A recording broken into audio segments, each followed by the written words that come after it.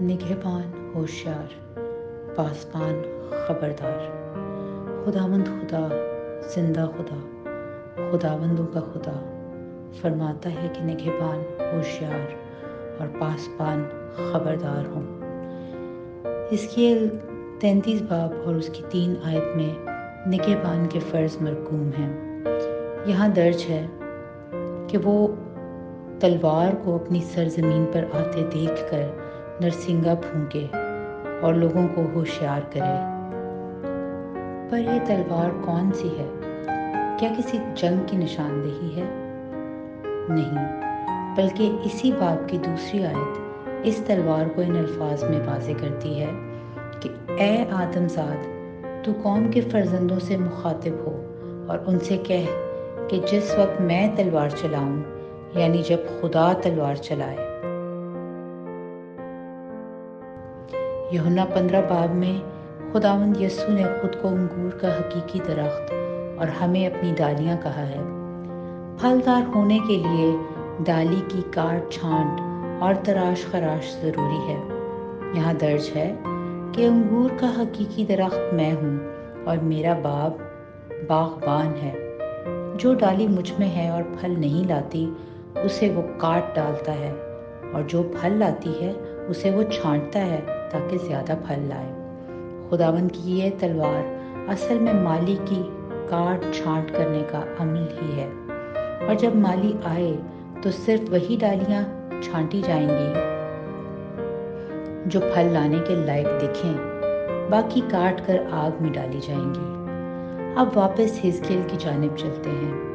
33 باب کی 6 آیت میں درج ہے کہ پر اگر نگہبان تلوار کو آتے دیکھے اور نرسنگا نہ پھونکے اور لوگ ہوشیار نہ کیے جائیں، اور تلوار آئے اور ان کے درمیان سے کسی کو لے جائے، تو وہ تو اپنی بدکرداری میں ہلاک ہوا، لیکن میں نگہبان سے اس کے خون کی باز پرس کروں گا۔ اسی طرح حزقیل 34 باب کی 7 سے لے کر 10 آیات میں مرقوم ہے کہ اس لیے اے پاسبانوں، خداوند کا کلام سنو۔ خداوند خدا فرماتا ہے، مجھے اپنی حیات کی قسم، چونکہ میری بھیڑیں شکار ہو گئیں، ہاں میری بھیڑیں ہر ایک دشتی درندہ کی خوراک ہوئیں، کیونکہ کوئی پاسبان نہ تھا، اور میرے پاسبانوں نے میری بھیڑوں کی تلاش نہ کی، کیونکہ انہوں نے اپنا پیٹ بھرا اور میری بھیڑوں کو نہ چرایا۔ اس لیے اے پاسبانوں، خداوند کا کلام سنو۔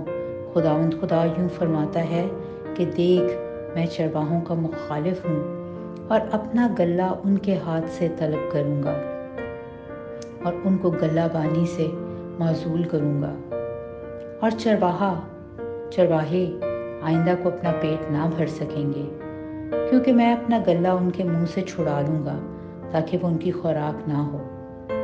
عزیزو، خداوند کا کلام بہت ہی سادہ الفاظ میں درج ہے۔ اگر آپ خداوند کے گھر میں نگہبان یا پھر پاسبان مقرر ہیں، تو خداوند آج آپ سے بات کر رہا ہے اور آپ کو اپنے کام کے بارے میں ہوشیار ہونے کو کہہ رہا ہے۔ آپ کا رتبہ اور ذمہ داری دونوں بڑی ہیں، اور پھر سزا بھی اسی حساب سے ہوگی۔ وہ جلد اپنی تلوار چلانے کو ہے۔ اگر آپ کی نگہبانی کی حدود میں ایسی روحیں ہیں جو ہلاکت کی راہ پر گامزن ہیں، تو وہ تو ہلاک ہوں گی، مگر ان کے بارے میں پوچھ گچھ آپ سے بھی کی جائے گی۔ آپ سوچتے ہوں گے کہ ایسی جرات کرنے والی اور یہ سب کہنے والی میں کون ہوں؟